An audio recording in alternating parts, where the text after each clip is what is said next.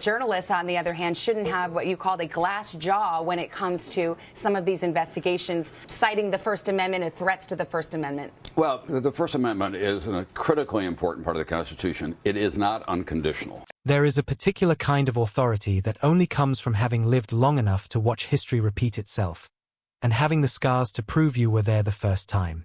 Tom Brokaw, at 86 years old, is one of the last living journalists who carries that authority not as a title on a business card, but as something earned in the field, under fire, across half a century of American storytelling. And now, from the quietude of his later years, the legendary NBC anchor has finally found the words to say something he has long seemed to be holding back about the woman who currently occupies the most prominent seat in morning television. He is speaking up about Savannah Guthrie, and what he has to say changes the conversation. To understand why this moment matters, you have to understand what Tom Brokaw represented, not just as a broadcaster, but as an institution. He was not simply an anchor in the conventional sense of someone who reads copy into a camera. He was, for decades, the voice that Americans turned to when the world seemed to be coming apart at the seams. Watergate, Vietnam, the fall of the Berlin Wall, the Oklahoma City bombing, September 11th. These were not just news stories to Brokaw. They were chapters in a national story that he helped the country absorb and understand in real time. He had a way of conveying gravity without theatrics, of making you feel the weight of a moment without ever losing his composure. That was his gift, and it was one that took a lifetime to develop. Brokaw grew up in South Dakota, a fact that becomes relevant when you try to understand his fundamental character.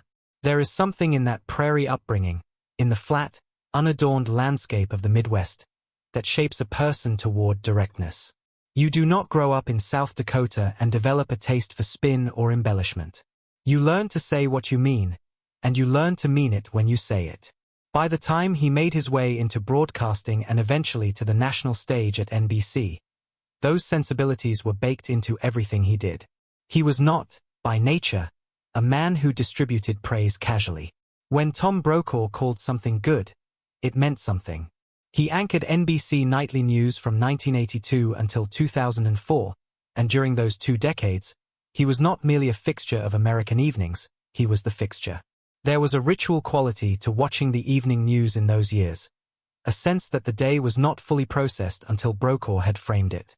His colleagues Peter Jennings at ABC and Dan Rather at CBS were formidable, but Brokaw held his own with a kind of steady Midwestern solidity that the country found deeply reassuring. He was not trying to dazzle you. He was trying to inform you. There is a difference, and fewer people understand it now than did then. When he stepped back from anchoring in 2004, it coincided with the beginning of a seismic shift in the media landscape. The internet was rewriting the rules. Cable news had already fractured the unified national audience that made anchors like Brokaw possible in the first place. The idea of a single authoritative voice delivering the news to 100 million people simultaneously was becoming a relic, replaced by 1,000 competing voices shouting from 1,000 different corners of an infinite digital space. Brokaw watched this transformation from the sidelines with the measured, somewhat melancholy perspective of a man who had built his career on exactly the thing that was disappearing. And then, gradually, he began watching Savannah Guthrie. Guthrie arrived at the Today Show in 2011, and her background alone made her an unusual figure in morning television. She had practiced law, passed the bar in 2 states, and worked as a litigator before pivoting to journalism. That legal foundation gave her something that most television personalities never develop: the ability to construct an argument in real time, to identify the weakness in a witness's testimony before the witness has even finished speaking, and to pursue a line of questioning with the kind of methodical persistence that makes interview subjects visibly uncomfortable. When she sat across from a politician, she was not simply asking questions. She was building a case. But Guthrie's legal precision was only part of the equation. What separated her from a skilled legal correspondent, and what eventually elevated her to the role of co-host and de facto face of the franchise, was her capacity for genuine warmth. She could move seamlessly from a rigorous interrogation of a sitting senator to a moment of honest, unguarded laughter with a colleague in a way that felt entirely natural rather than performed.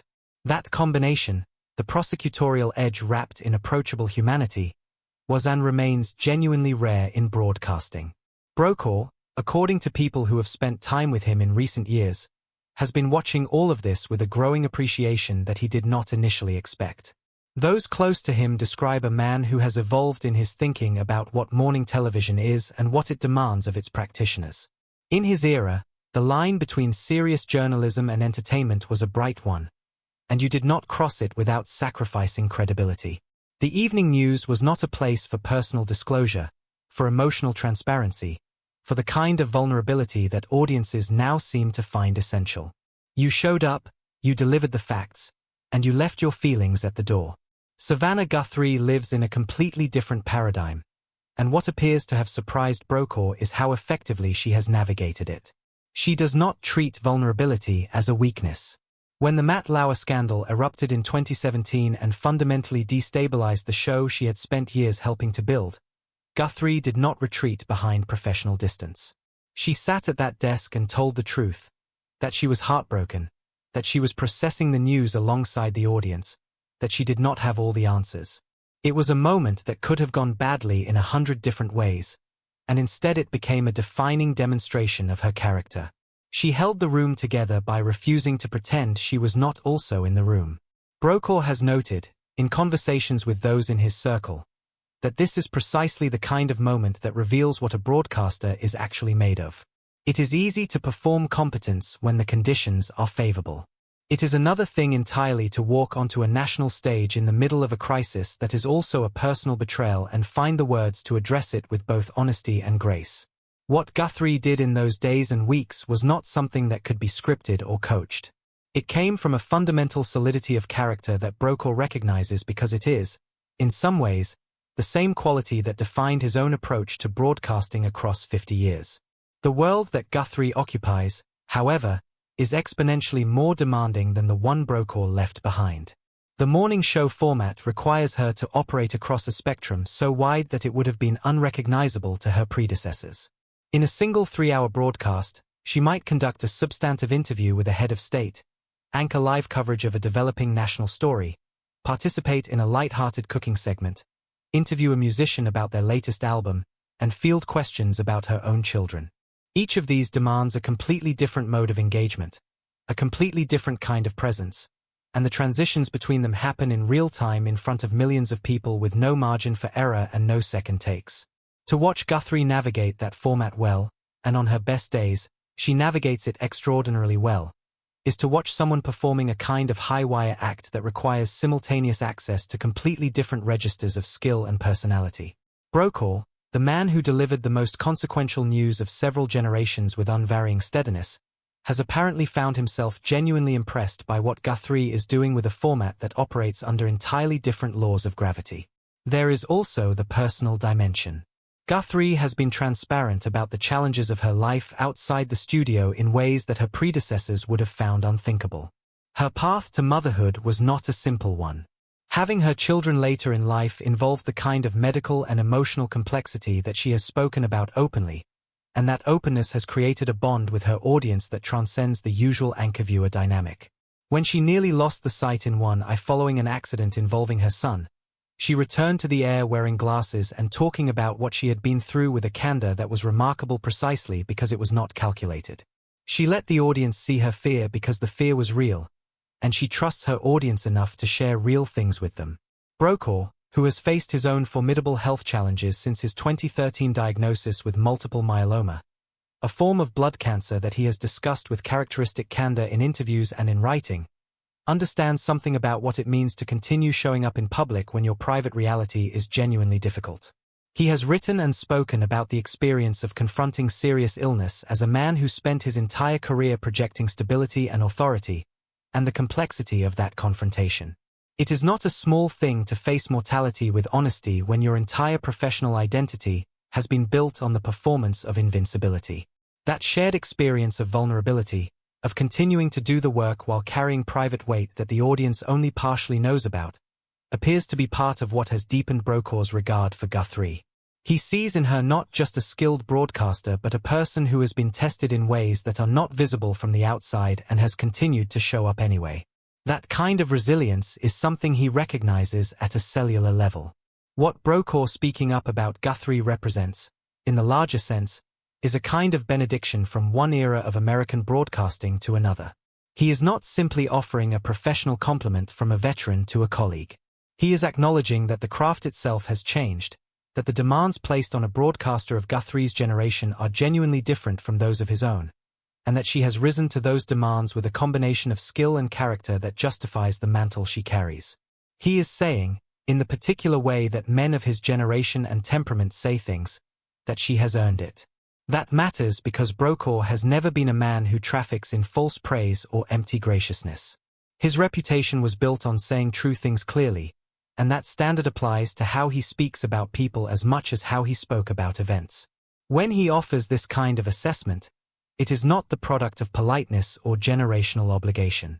It is a considered judgment from someone who has spent more than half a century in close proximity to excellence in this field and therefore knows it when he sees it. The morning television landscape of 2025 is a strange and difficult terrain.